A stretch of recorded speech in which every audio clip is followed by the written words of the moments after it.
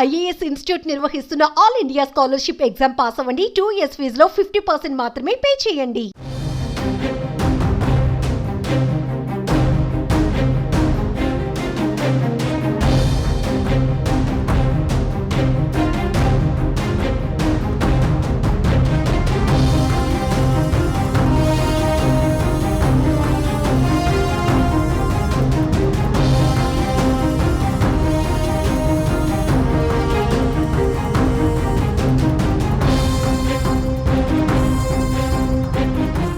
నమ్మినవాడే రాక్షసుడిగా మారాడు.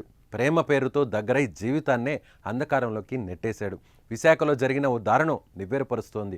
ప్రియుడి చేతిలో ప్రియురాలు వంచనకు గురైంది. ప్రేమ పెళ్లి పేరుతో కలిసి ప్రియుడు అత్యాచారానికి పాల్పడమే కాకుండా స్నేహితులతో కూడా ఆమెపై అత్యాచారం చేయించి వాటిని వీడియోలు తీసి వేధించాడు. చివరికి చావే గతి అని భావించిన ఆమెను కుటుంబ సభ్యులు రక్షించి ప్రశ్నించగా సంచలన విషయాలను వెల్లడించింది. అసలు విషయం ఏం జరిగిందో తెలుసుకుందాం.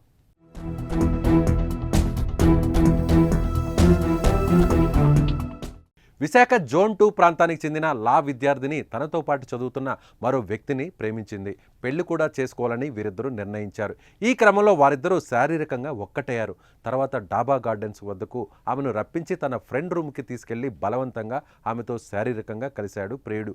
అదే సమయంలో అక్కడికి వచ్చిన ప్రియుడి స్నేహితులు ముగ్గురు కూడా ఆమెపై బలవంతంగా అత్యాచారం చేశారు. ప్రియుడే దగ్గరుండి అతని ఫ్రెండ్స్తో మూకమ్ముడిగా అత్యాచారం చేయించడంతో ఆమె తట్టుకోలేకపోయింది. తన ప్రియుణ్ణి నిలదీసి అడిగినా అతను కూడా ఆమెను బెదిరించడం ప్రారంభించాడు. అత్యాచారం చేసిన దృశ్యాలను చూపి బ్లాక్మెయిల్ చేశాడు. ప్రియుడే కాదు, అతడి స్నేహితుల నుంచి కూడా ఇలాంటి వేధింపులు ఎదురయ్యాయి.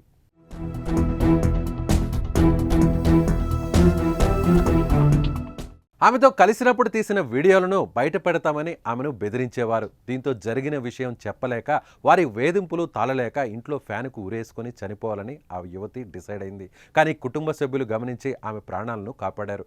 దీంతో కుటుంబ సభ్యులకు ఆ యువతి ఏం జరిగిందో చెప్పింది. దీంతో ఆమె కుటుంబ సభ్యులు 2 టౌన్ సిఐకి అలాగే ఏసీపీకి ఫిర్యాదు చేశారు. కేసు నమోదు చేసిన పోలీసులు ఈ కేసును తీవ్రంగా పరిగణించి విచారణ చేపట్టారు.